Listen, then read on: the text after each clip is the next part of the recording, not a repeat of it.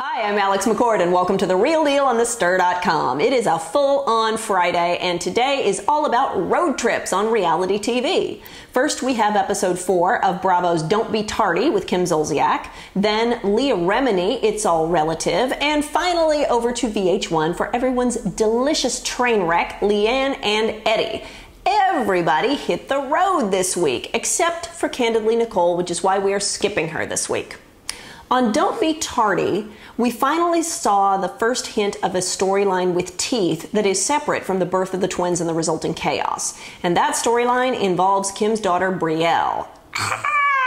First, my mama reality radar is going off like crazy. It is really hard to film teenagers for reality TV and have it end well for them.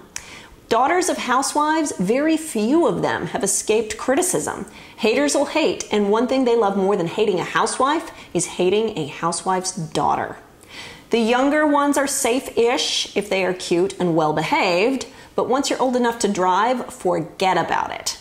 Brielle, Kim's oldest, has already had a rough start this season. Last episode, there was a bit about her wrecking several family cars, and this week, Croy says to Kim that he believes Brielle is not being honest about her drinking and partying.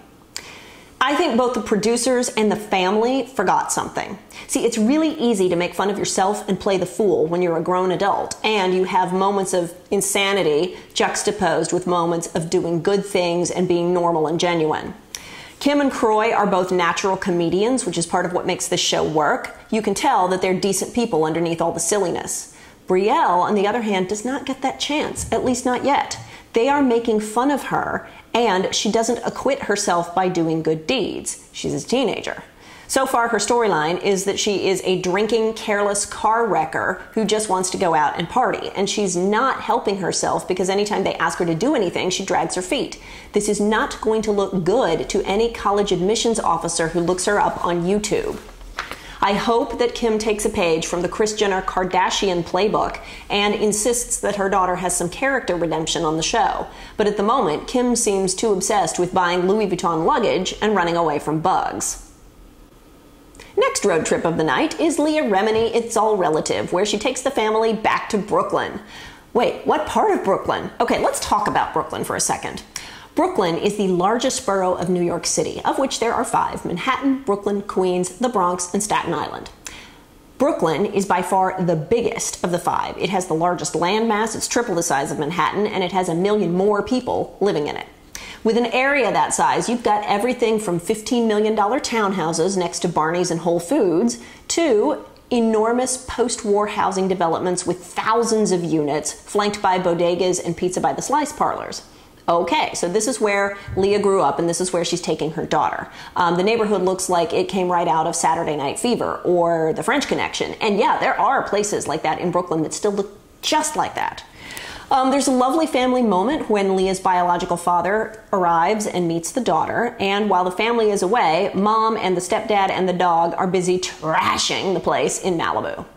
One thing I continue to love about this show is that it knows it's a show. Leah grabs the boom microphone over her head and pulls it down into shot. She feeds the cameraman a bagel. During everyone's confessional interviews, they refer to and they show the crew. I love this. They're sort of creating a whole new genre. This is not docu-soap reality. This is more sitcom reality, referring to the crew at all times. I love it, and I think the viewers love it too because Leah's ratings are fantastic.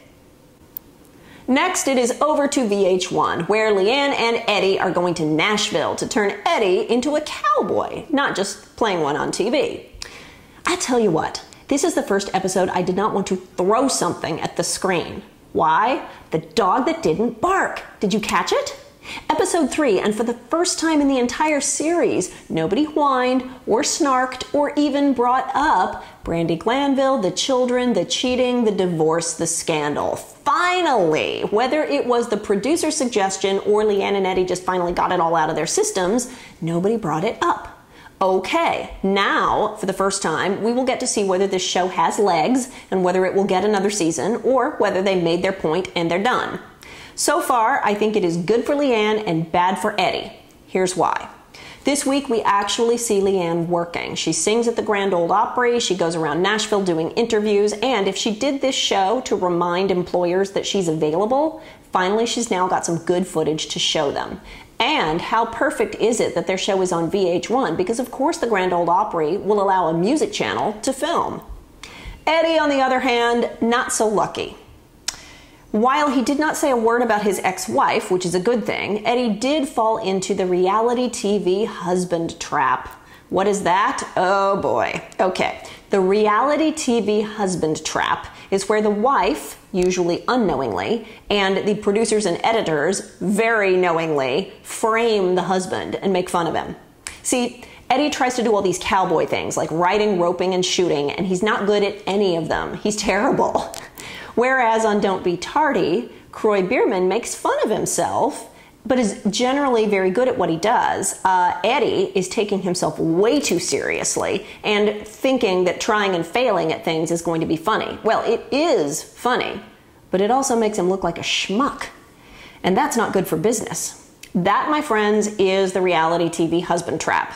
Now that Eddie's caught in it, he can either get angry, like Jim Bellino on The Real Housewives of Orange County, or he can run with it, like some other husbands I know. I mean, Eddie should just put on a pair of red leather pants and a smile and say, "You want crazy? I will give you crazy. Let's go." Viewers, what do you think? Is this show going to survive? Do you want it to? Final stop today is back in Orange County. If you've been following the gossip this week, there's another chapter in the Tamra Judge versus Lizzie Rovsek versus Bravo telenovela. Ay, ay, ay. Okay, to catch you up, Tamra didn't like the way this week's episode was edited. She posted a rant about it on her Facebook fan page, detailing what really happened behind the scenes because she knew that Bravo would not allow her to write that on her episode blog on Bravo's website. In her rant, she included text messages with Lizzie that, oops, showed Lizzie's cell phone number. Uh-oh. Lizzie went bananas, and suddenly the posts all disappeared. Now, Tamra's entire Facebook fan page is down, and she made a backhanded apology to rumorfix.com. Apparently, Miss Tamra had deleted Miss Lizzie from her cell phone, which is why the number came up and not the name. All right. Well, rumors are swirling about whether this will get her fired from Bravo. My opinion? The leaking of the phone number on its own would not do it. If it happens, I think it was going to happen anyway. Here is the biggest problem right now. Because the Orange County reunion was filmed so early, it's now out of date because of this conflict. Unless the producers grab Tamra, Lizzie, and Andy to sit down and film an update to stick in there, they can't refer to this feud on the reunion because the reunion's already done. The editors have to be tearing their hair out right now, trying to figure out how to avoid the reunion looking dated. Which is why, back in the old days, the reunion was filmed with only one episode left to air, and they turned it around really, really quickly.